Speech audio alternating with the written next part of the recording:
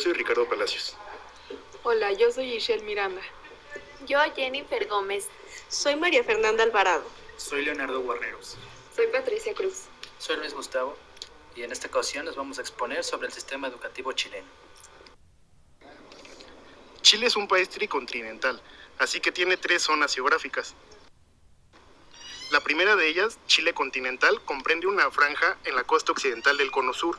Limita con Perú al norte, Bolivia al noreste y Argentina al este.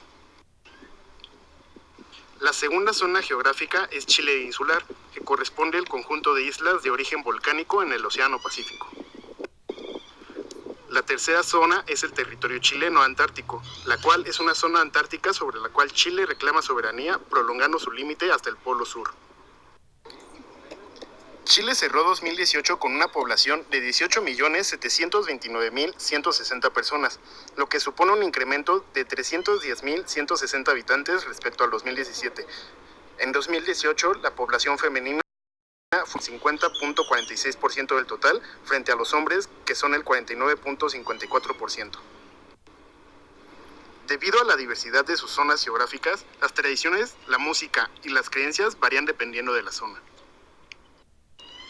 Podemos encontrar una cultura minera alrededor del desierto de Atacama. Al mismo tiempo, la fertilidad de sus valles han dado origen a la pujante cultura agrícola vinculada a la uva pisquera.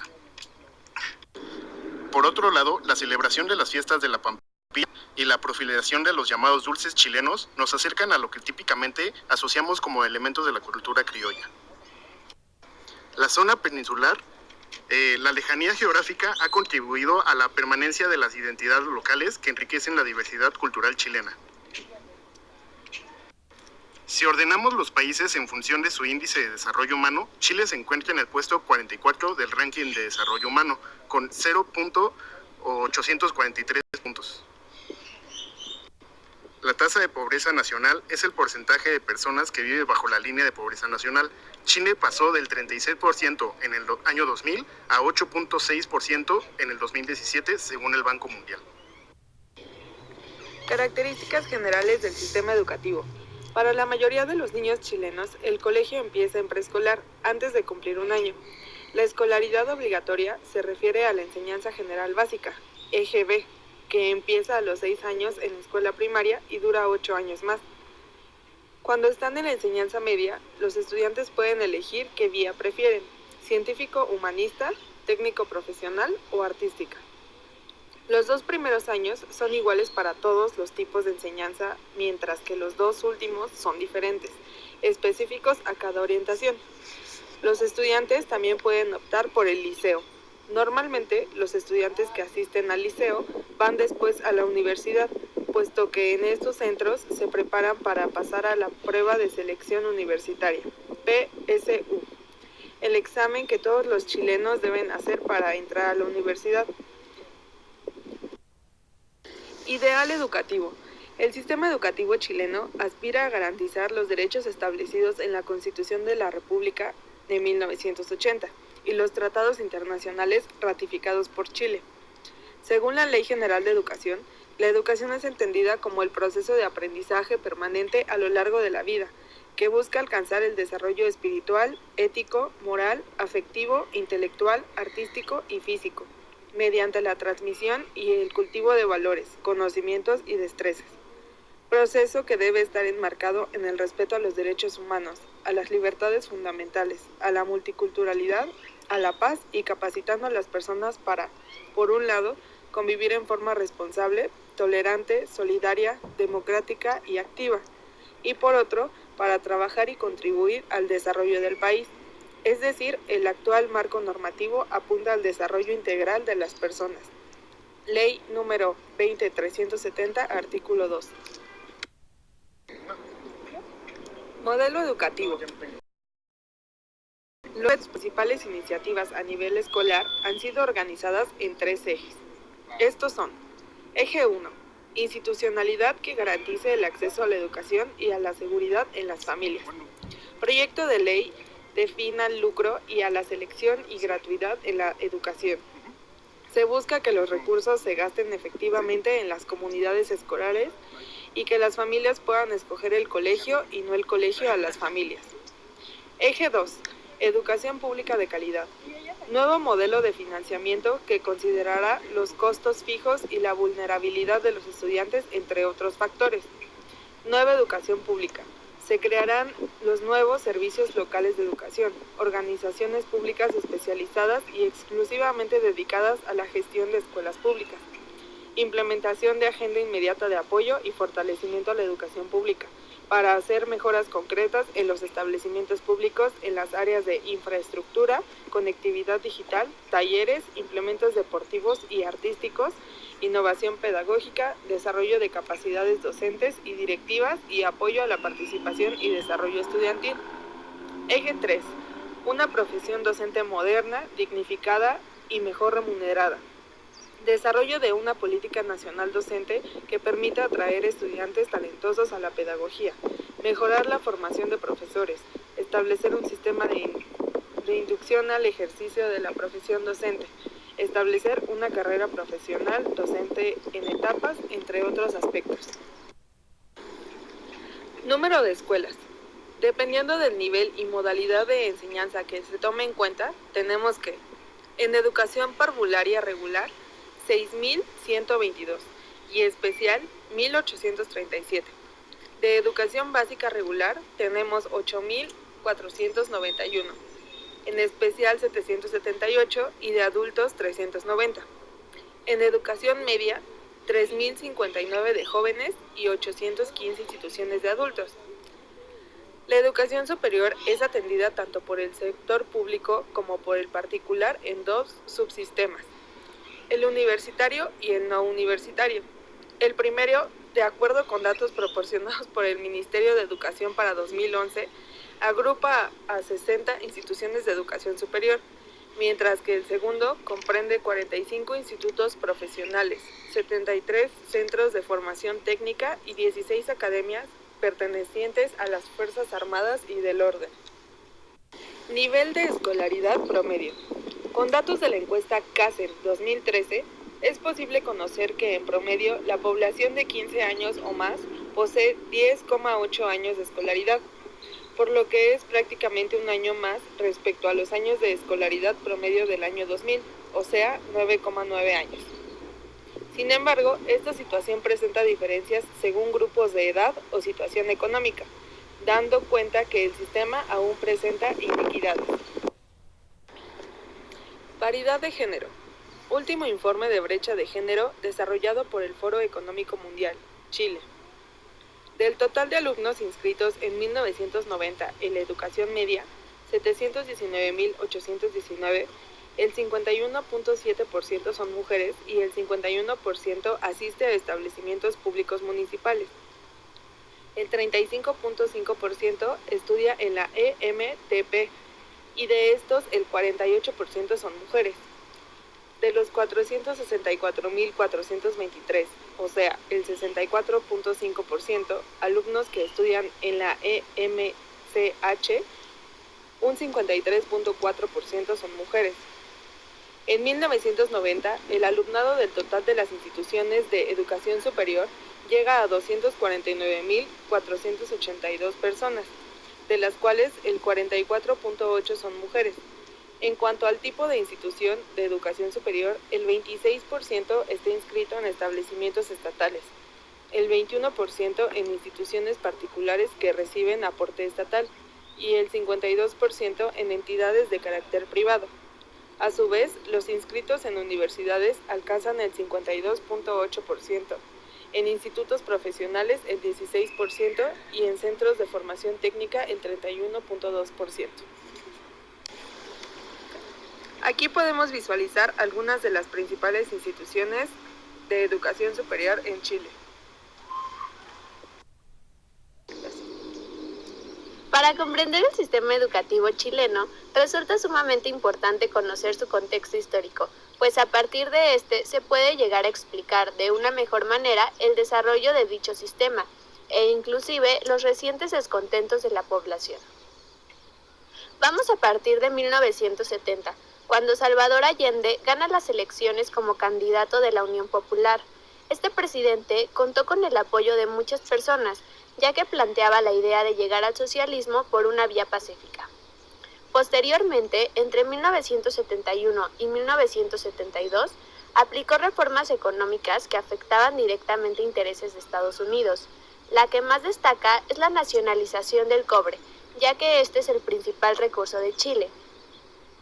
Es importante mencionar que antes de que Allende llegara al poder, Estados Unidos había apoyado económicamente a gobiernos anteriores.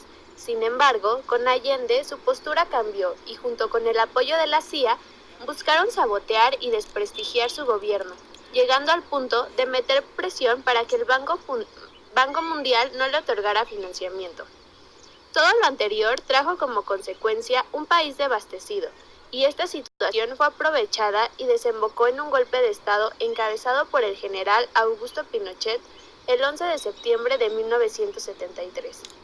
Cuando este golpe de Estado ocurrió, Allende ya había sido advertido, y aún sabiendo esto, llegó al Palacio de la Moneda, y a las 9:20 dio su último discurso a través de Radio Magallanes, ya que rechazó un avión para su exilio. Posteriormente, se arrojaron bombas sobre el edificio y más tarde comenzó a arder. Chile es considerado el laboratorio neoliberal del mundo, ya que desde 1973, con Pinochet al mando, fue uno de los primeros países en el que se aplicaron las políticas económicas de Milton Friedman. Y detrás de todo esto están los Chicago Boys, un grupo de estudiantes becados por el gobierno de Estados Unidos entre 1957 y 1970, para estudiar posgrados de economía en la Universidad de Chicago, donde aprendieron del mismo Friedman. Estos estudiantes escribieron El Ladrillo, y se trataba de un documento de más de 500 páginas que detallaba un plan económico neoliberal. Este documento fue utilizado por la Junta Militar como guía económica. Las políticas del gobierno de Pinochet fueron instauradas con mano dura por medio de la violencia y las armas. Fueron muchos los años que vivieron de este modo.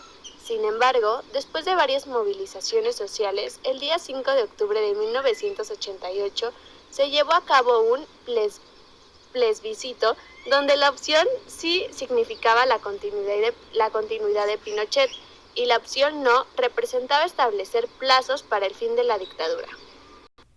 El día 11 de marzo terminó la dictadura y Patricio Aylwin ascendió al poder.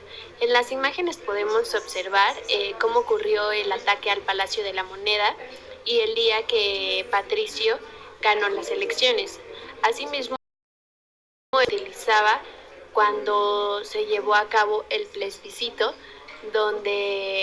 para que Augusto Pinochet terminara la dictadura.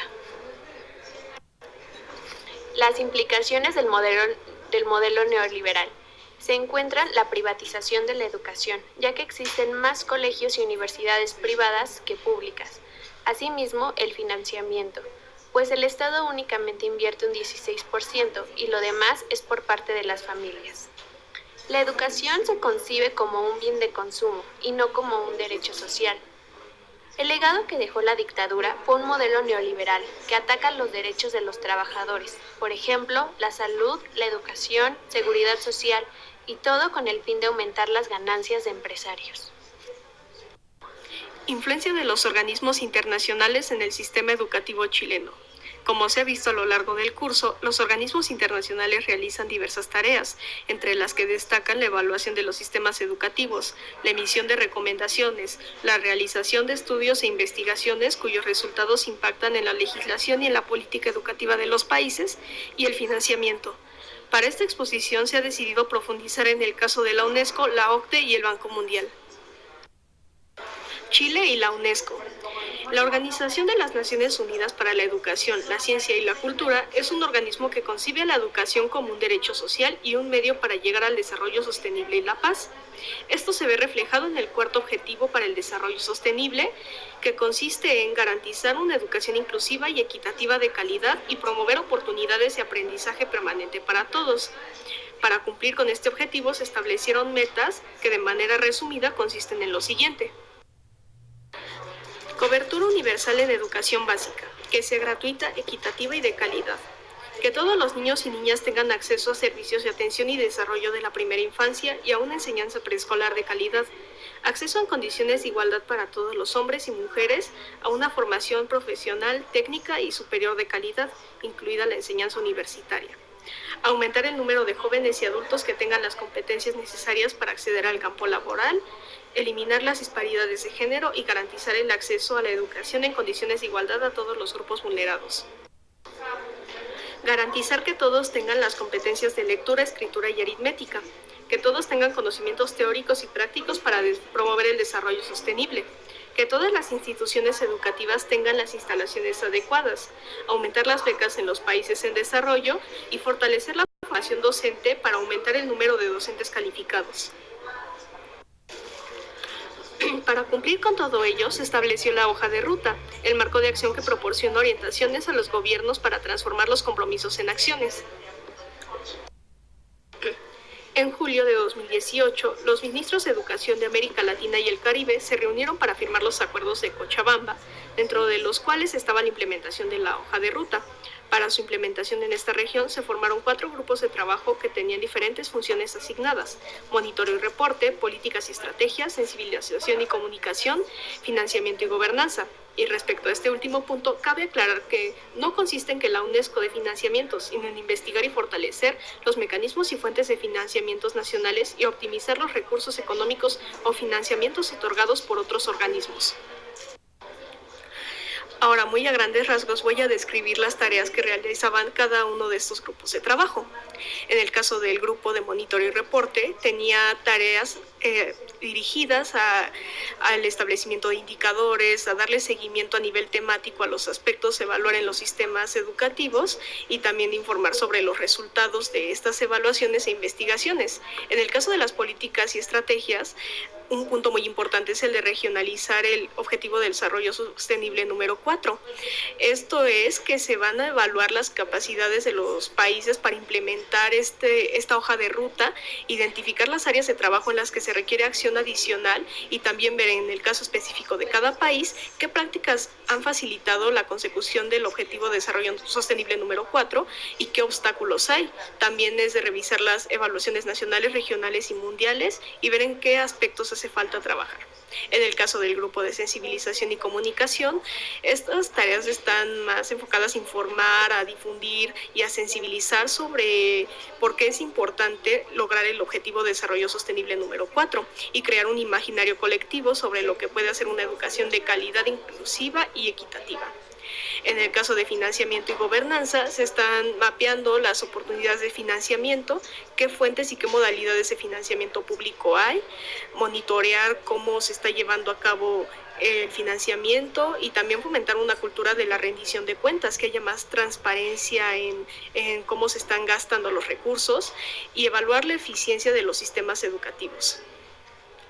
Implementado esto en Chile, bueno, primero hay que mencionar la importancia del estudio regional comparativo y explicativo que se implementó en los países de América Latina.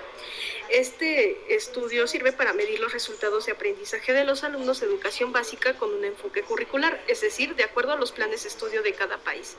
Además, emplear instrumentos para conocer el contexto de cada uno de los alumnos. Estos resultados se emplean para orientar la toma de decisiones en este ámbito.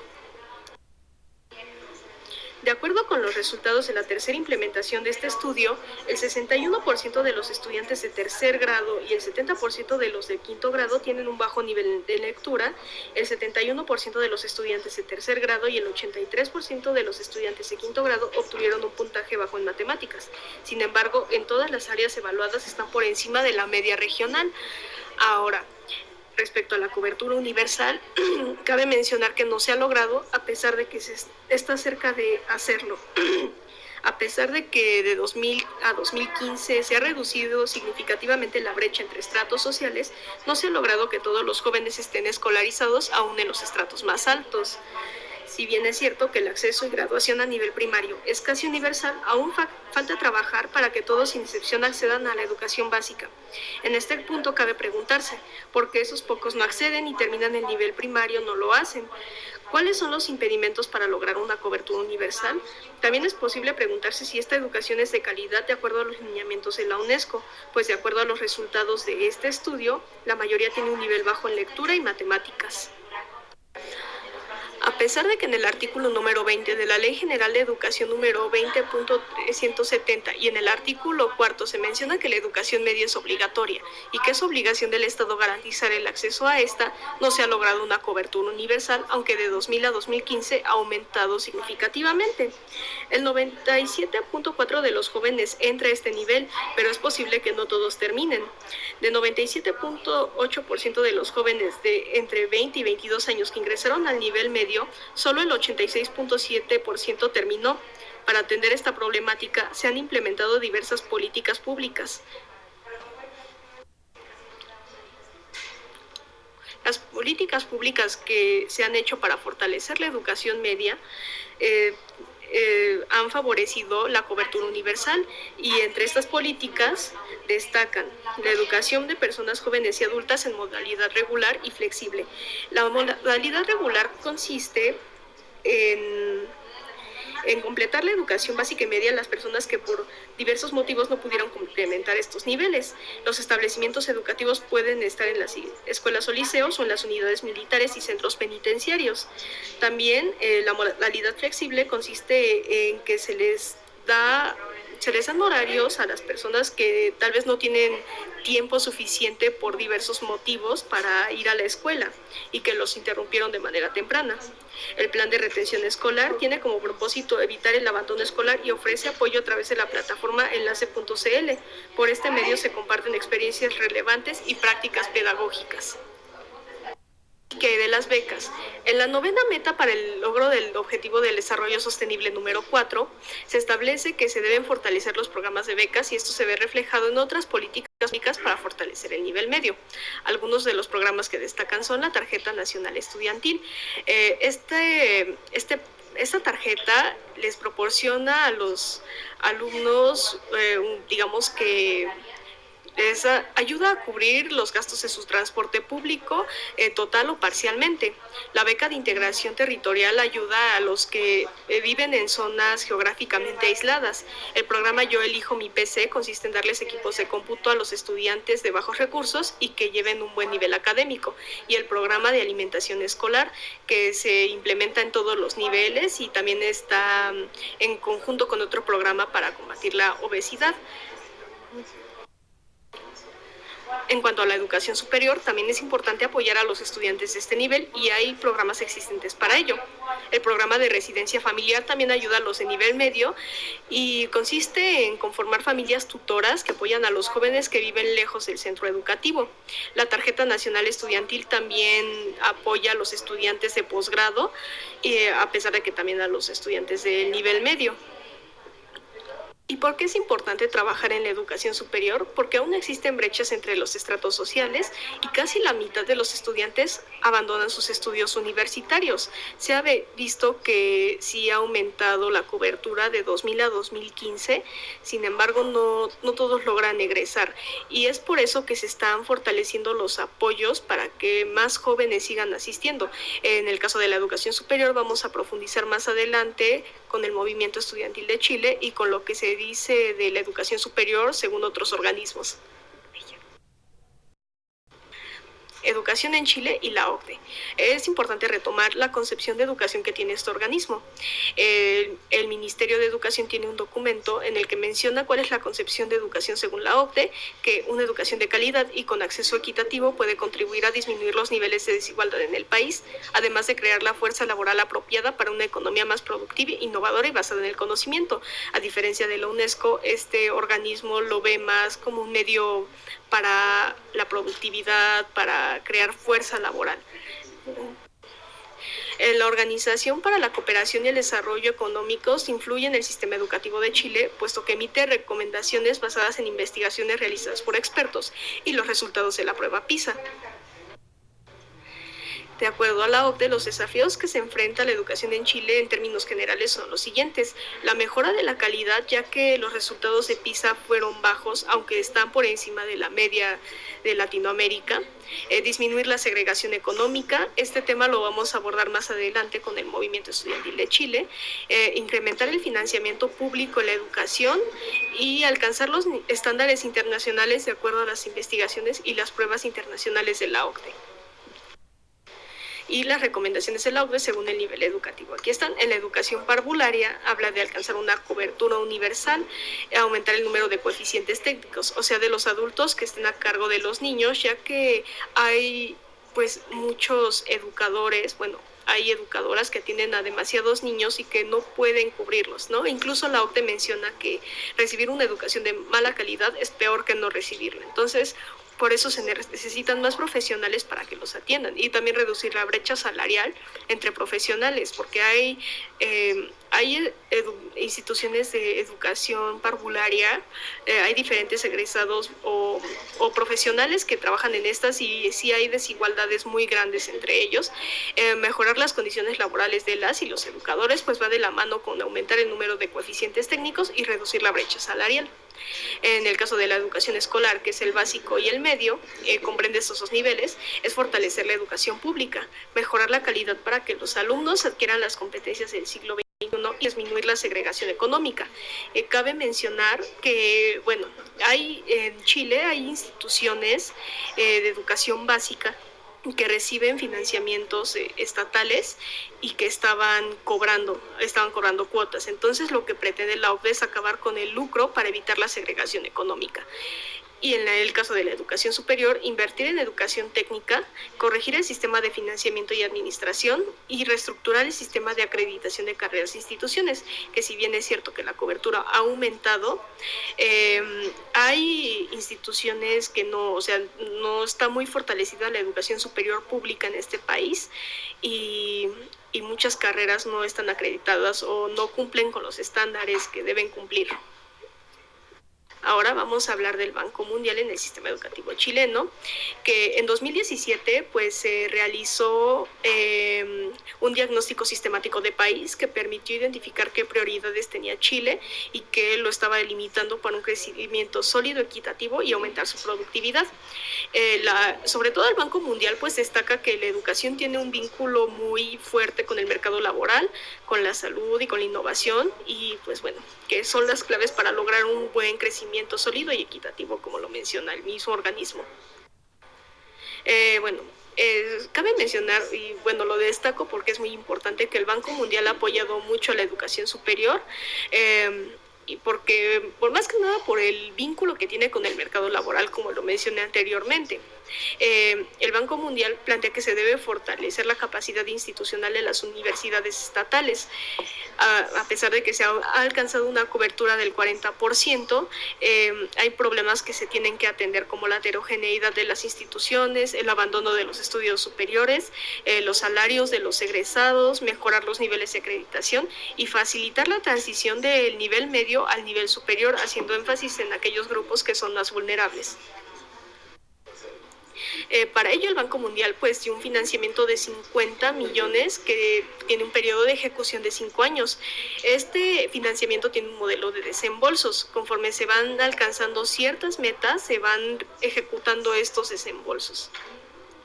El impacto de los organismos internacionales en la legislación y política educativa en el caso de la OCDE y del Banco Mundial. El Ministerio de Educación encargó a la OCDE la realización de evaluaciones de políticas nacionales de educación, cuyo propósito es analizar los avances en la política educativa desde 2004 y entregar recomendaciones para el proceso de reforma que se llevaba en el país. La elaboración del informe estuvo a cargo de 6 especialistas, tanto de la OCDE como externos a ella, con amplia experiencia en educación internacional.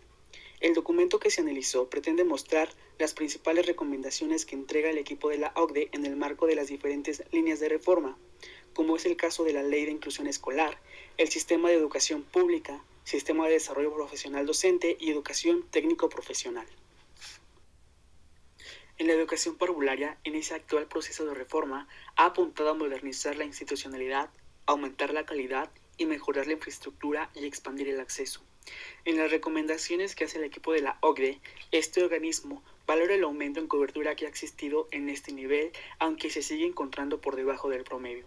Las recomendaciones apuntan a cambios en la oferta como en la demanda.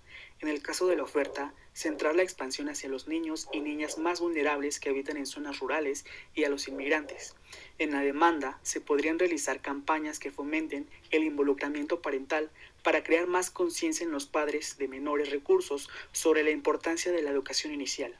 En la calidad, se recomienda establecer instrumentos nacionales, tal como sucede en los estándares indicativos de desempeño. Para garantizar la calidad de la educación, el aumento en cobertura debe ir de la mano con la disponibilidad de profesionales altamente calificados. A continuación, tenemos algunas acciones que respondieron a las recomendaciones hechas por la OCDE.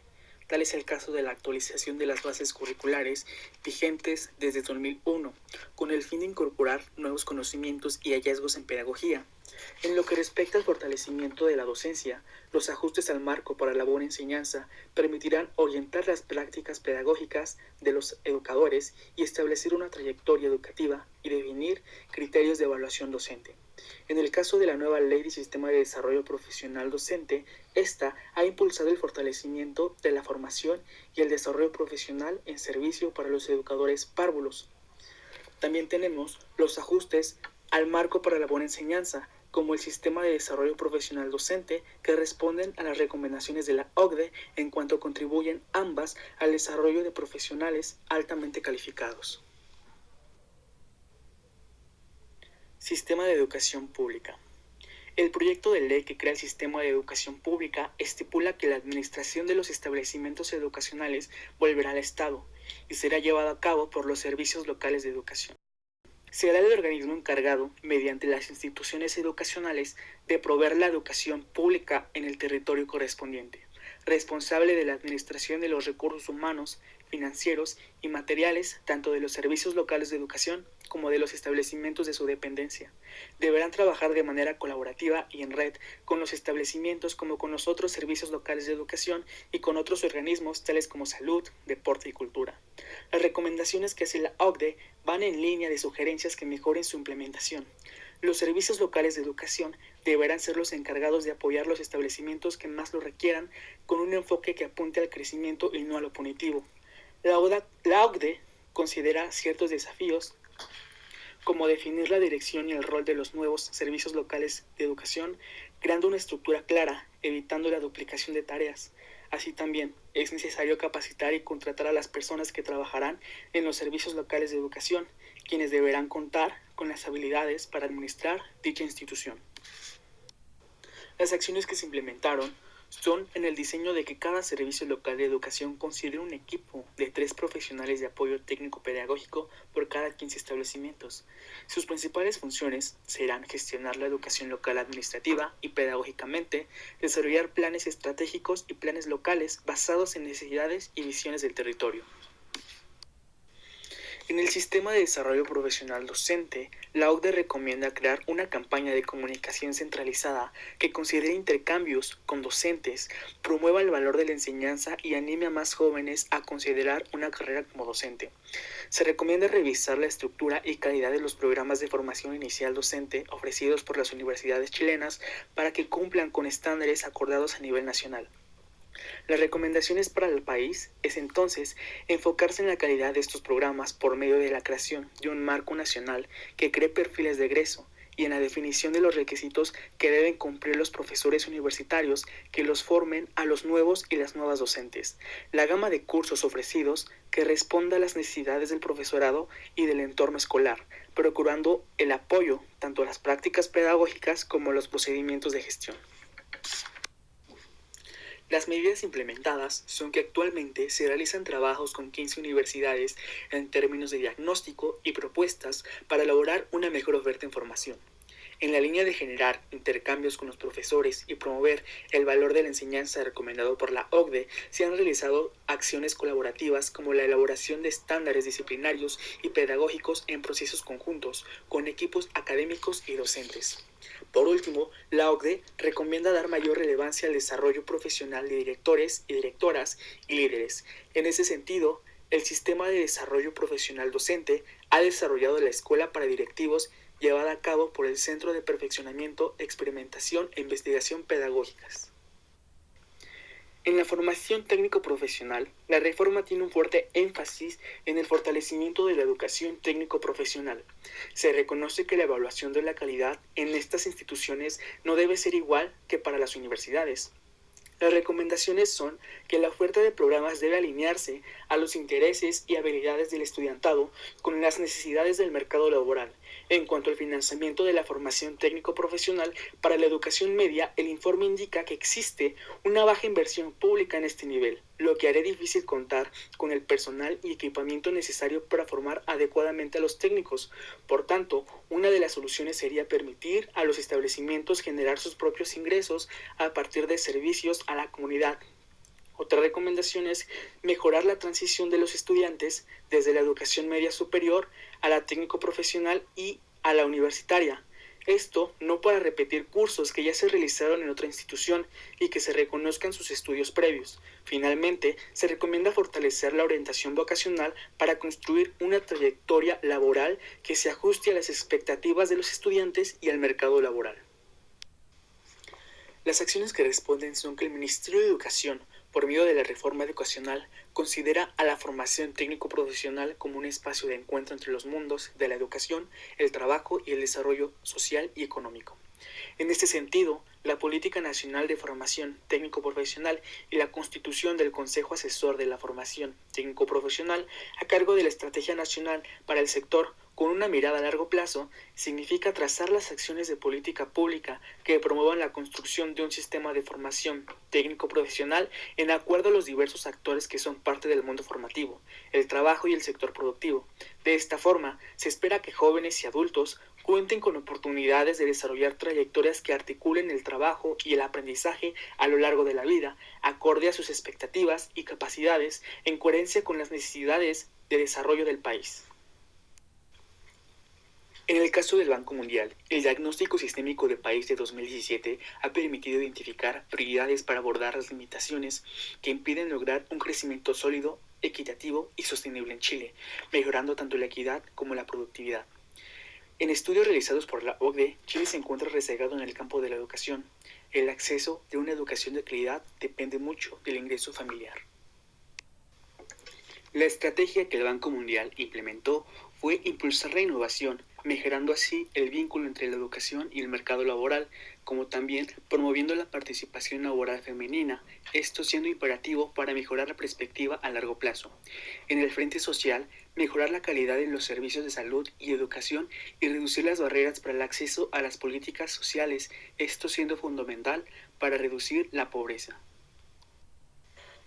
En los últimos 4 años, el Banco Mundial completó más de 30 estudios en las áreas de educación superior, salud, sistema de protección social, desarrollo institucional, agua, concesiones, innovaciones, desarrollo territorial y subnacional. La asistencia financiera se enfoca en un proyecto de $50 millones para el fortalecimiento de las universidades estatales de Chile.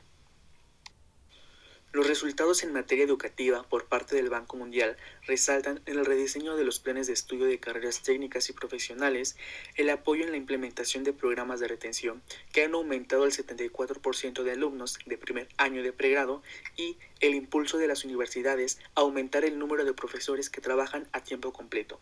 Adicionalmente, a través de estudios realizados por expertos del Banco Mundial, se aportó información para lograr cambios en el sistema de acreditación y control de calidad, así como la rendición de cuentas de las instituciones con base en experiencias de los países pertenecientes a la OCDE. El movimiento estudiantil chileno, que se da en 2011, es el primer gran movimiento en masa desde el golpe de Estado de 1973. Comienza en abril de 2011 con una intensidad mayor entre junio y noviembre de ese año. Destaca por su magnitud y su duración y su capacidad para poner en jaque al gobierno durante meses, además del respaldo que recibe de la sociedad chilena. El movimiento estudiantil de 2011 es entendido como la expresión de un proceso de fortalecimiento sostenido de un actor social, es decir, los estudiantes, en torno a una denuncia, la falta de equidad en la educación, y un reclamo, la educación de calidad para todos, además de una propuesta de educación pública, gratuita y de calidad sin lucro. Este movimiento surge durante la dictadura de Pinochet, cuando los Chicago Boys, antiguos estudiantes de la Universidad Católica, adeptos de Milton Friedman, introducen sus doctrinas económicas, transformando a Chile en un laboratorio del neoliberalismo. Es así que en esta nueva sociedad puesta bajo la ley del mercado, el papel del Estado, anteriormente intervencionista, irá disminuyendo. Entre los múltiples cambios que se llevan a cabo, donde además se acaba con el antiguo sistema de salud y de jubilación, la educación deja de ser gratuita en Chile. A partir de 1981 se traspasa la educación primaria y secundaria a las municipalidades y se multiplican al mismo tiempo los establecimientos privados, recibiendo varios de ellos financiamiento del Estado. Al mismo tiempo, las universidades estatales son desmembradas y transformadas en universidades regionales. Este proceso de privatización de la educación culmina con la ley del 10 de marzo de 1990, Ley Orgánica Constitucional de Enseñanza, publicada el último día de la dictadura y que facilita e incentiva la creación de universidades privadas con requisitos mínimos a lo largo y ancho del país. En un contexto de apertura de los mercados, de control y depredación de los recursos naturales por unas cuantas familias o consorcios extranjeros, se incrementa la desigualdad aún más. Si bien se desarrolla una economía muy próspera, Chile se encuentra entre los países del mundo donde se observa más desigualdad. La privatización contribuyó a elevar el nivel de acceso a la educación, pero no la calidad del sistema, y en general lo hizo más oneroso. En el 10% más pobre de la población, la tasa de acceso a la universidad es del 16%, mientras que en el 10% más rico es del 61%. Los hijos de familias de ingresos medios y bajos llegan por primera vez a la universidad, pero como su educación secundaria es de baja calidad, llegan a universidades con menos nivel de exigencia. Chile es el país de la OCDE donde la educación superior pública es más cara. Estudiar en un centro educativo superior chileno vale, según cifras del 2011, por encima de los $6,000 al año, en un país donde el salario mínimo es de $380 al mes.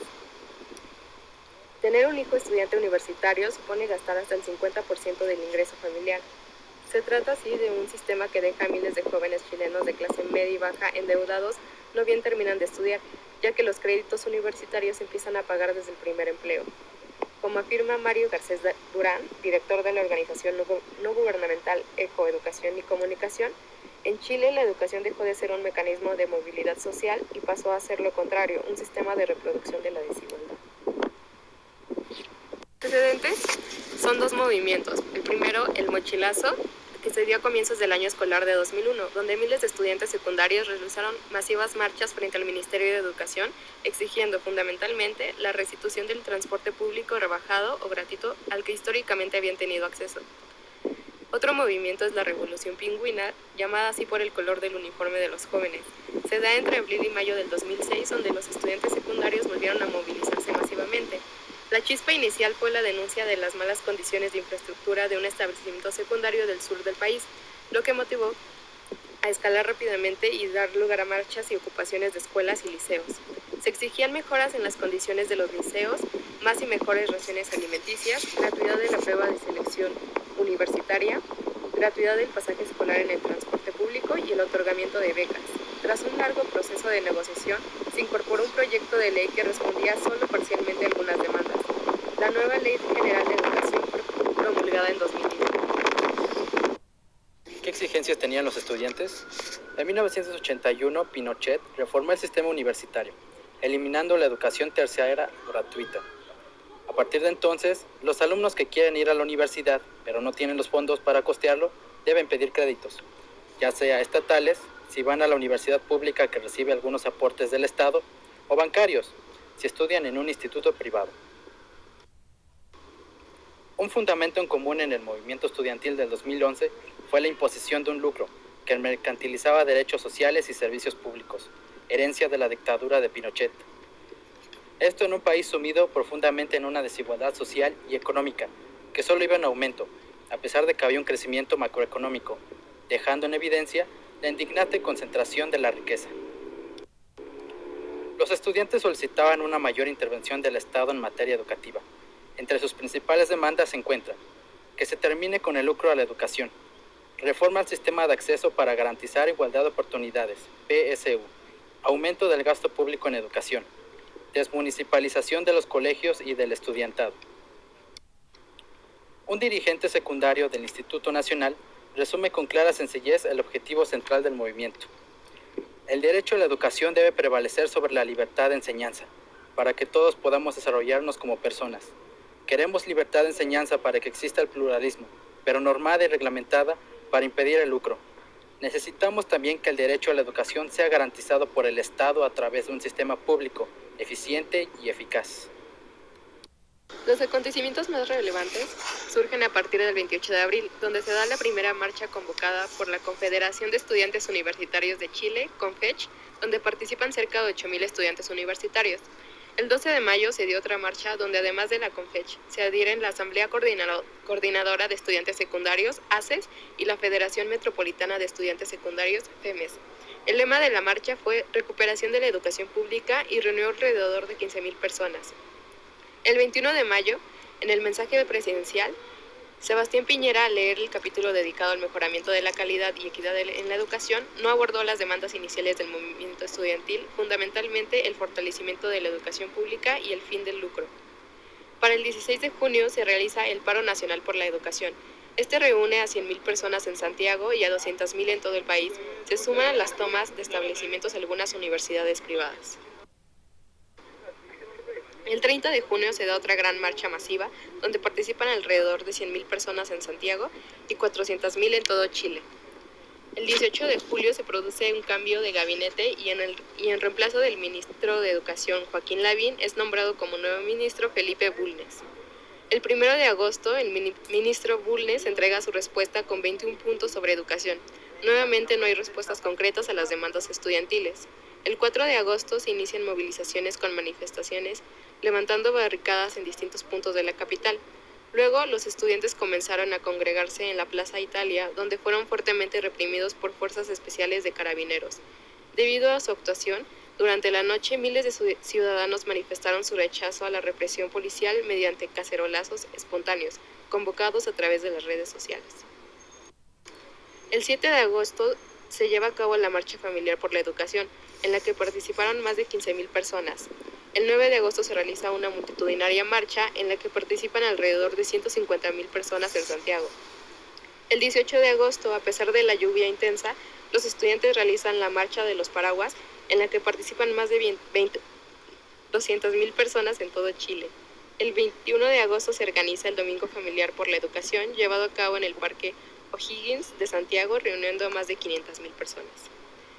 Para el 25 de agosto, durante la noche, muere el estudiante secundario de 16 años, Manuel Gutiérrez, quien fue alcanzado por una bala disparada por carabineros en medio de disturbios en la comuna Macul, lo que evidentemente causó indignación entre la población.